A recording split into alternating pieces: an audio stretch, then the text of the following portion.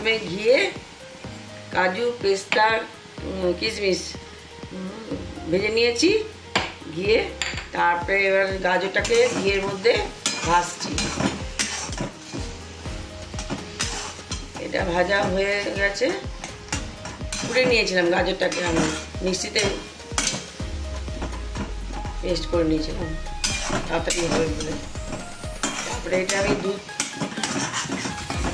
ঢেলে দিচ্ছি।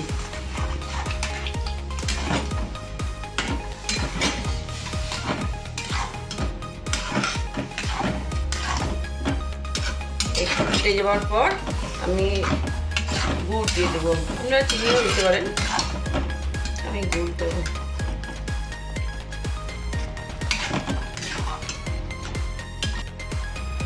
এরপরে একটু খোয়া নিয়ে একটু গুড় দিয়ে দিচ্ছি, অ্যাড করে দিচ্ছি খোয়া।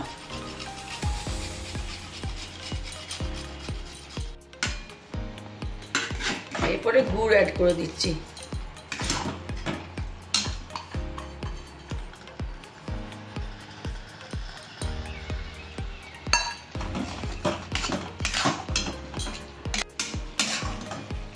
এরপরে আমি হয়ে গেছে গাজরের হালুয়াটা, এর মধ্যে আমি ছোট এলাচ গুঁড়ো করেছি ছড়িয়ে দিলাম,